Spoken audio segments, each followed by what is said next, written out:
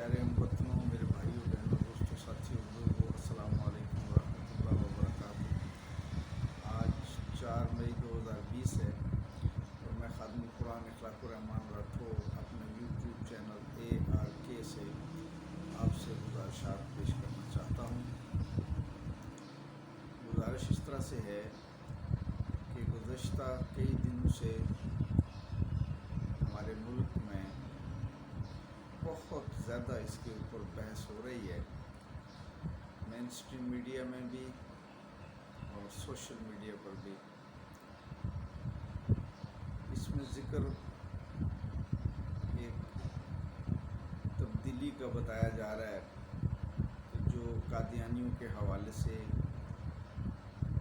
बाकी अक़लीतें हैं उनके साथ उनको शामिल करने का, और इसके ऊपर दलाइल आ रहे हैं कि ये ना किया जाए, कुछ कह रहे हैं ये किया जाए। मेरे भाइयों बहनों दोस्तों साथियों बुज़ुर्गों, मैं अवामुन नास से एक गुजारिश करना चाहता हूँ नहायत मोहब्बाना और आज़ाना तौर पर कि खुदारा इस तरह की बातों में जो दीन के इंतहाई नाजुक मामलात हैं इसमें आप लोग पार्टिसिपेट न किया करें, डिस्कस न किया करें। ये उलमा का काम है, इसको उलमा पे छोड़ दें कि वो इसके बारे में क्या कहते हैं। ये हर किसी का काम नहीं है कि वो ऐसे नाजुक मामलात के ऊपर डिस्कस करे। हमें ये बहुत बड़ी लत पड़ चुकी है कि हम हर चीज़ के बारे में बात करते हैं लेकिन उसकी हसासियत का हमें कोई अंदाज़ा नहीं होता, उसके मालूमात में नहीं होते।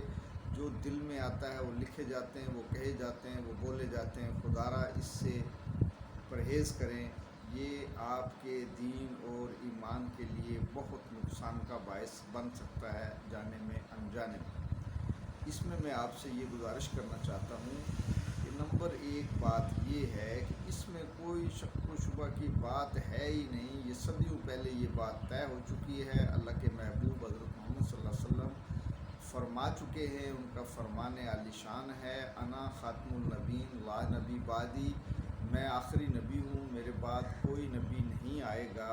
अल्लाह के महबूब हज़रत मोहम्मद सल्लल्लाहु अलैहि वसल्लम इस फरमान आलिशान के बाद तो कोई चीज़ बाकी नहीं रह गई। ये सदियों पहले तयशुदा बात है और अल्लाह रब्बुल इज़्ज़त कुरान मजीद में भी इसकी वजाहत फरमा चुके हैं। एक बात तो ये, अब क़यामत तक के लिए ये चीज़ तयशुदा है, इसमें कोई शक व शुबे की बात ही नहीं है। हम इसके ऊपर ऐसे डिस्कस करके एक तयशुदा मामले को फिर इस तरह से उसके ऊपर बातें करते हैं।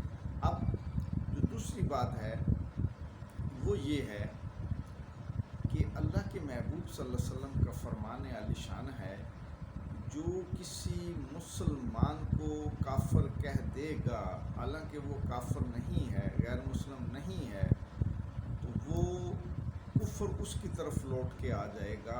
मेरे भाइयों बहनों दोस्तों साथियों बुज़ुर्गों, इस चीज़ का आपको इदराक होना चाहिए, इसकी समझ होनी चाहिए, इसका पता होना चाहिए कि ये कितना बड़ा नाजुक मामला है। मैं इस तनाज़र में ये बात कर रहा हूँ कि जिस किसी का दिल करता है वो उठ के कह देते हैं फ़लाँ भी कादियानी है, फ़लाँ भी कादियानी है, फ़लाँ भी कादियानी है। भाई होश के नाखुन लो, खुदारा दिल दिमाग अक्ल से काम लो, सोचो देखो कि आप क्या कह रहे हो। कादियानी गैर मुस्लिम हैं, ये हमारे आइन में भी है। ये तयशुदा एक बात है कि कोई अब नबी अल्लाह के नबी सल्लल्लाहु अलैहि वसल्लम के बाद नहीं आएगा क़यामत तक।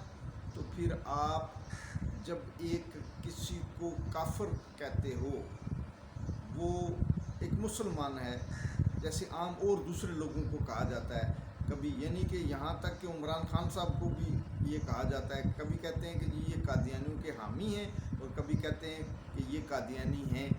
अब खुदारा इसी तरह और भी बड़ी अहम शख्सियात के बारे में भी ये बातें की जाती हैं। मैं सिर्फ, मुझे नहीं पता कौन क्या है, लेकिन मैं ये बात कहना चाहता हूँ कि खुदारा ऐसा कोई किसी के ऊपर इस मामले में इल्ज़ाम न लगाएं, बात न कहें कि वो लौट के अपने ऊपर आ जाए और वो इंसान ईमान से फ़ारिग हो जाए और उसे पता भी न चले। ये बहुत ही बड़ी नाजुक बात है। ہاں کسی کو اگر کنفرم ہے وہ بات تو وہ کہتا ہے تو وہ اور بات ہے۔ اس لیے میری گزارش یہ ہے کہ یہ اس نازک ترین معاملے کو اس طریقے سے عام دنیا داری کی بات سمجھ کے ایسا نہ کہا جائے۔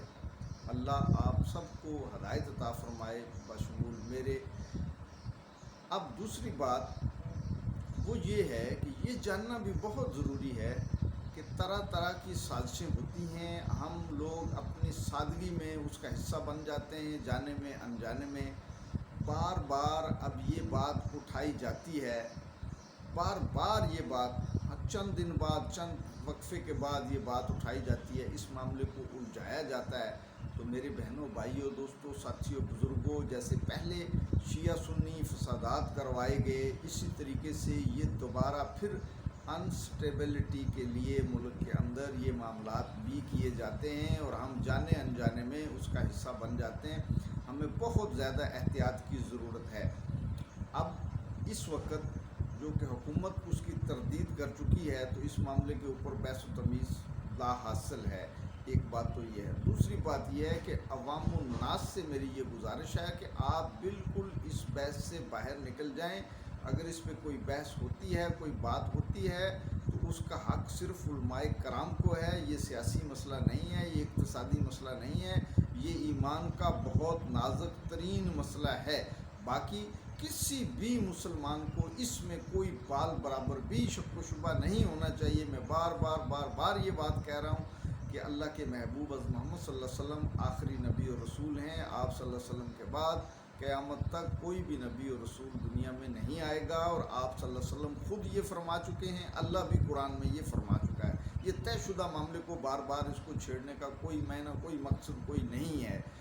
اور علماء کرام کا جو کام ہے وہ علماء کرام کو کرنے دیجیے گا، وہ اپنی رائے دیتے ہیں، کون صحیح رائے دیتا ہے کون غلط رائے دیتا ہے اللہ جانے اور وہ جانے۔ اب یہ ان کا کام ہے، دوسرے لوگوں کو اس میں نہیں پڑنا چاہیے۔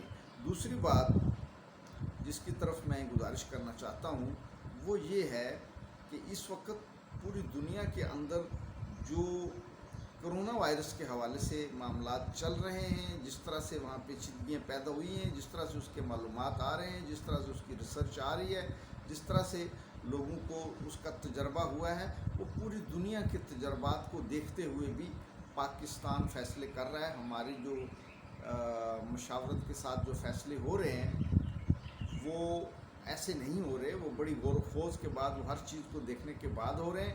اور خوشی کی بات اس میں یہ ہے کہ ساری دنیا اس موقف کی طرف آ رہی ہے جو شروع سے عمران خان صاحب نے اپنایا ہے کہ مکمل لاک ڈاؤن بہت مشکل ہے، اس سے عوام بڑی مصیبت میں پڑ جائیں گے۔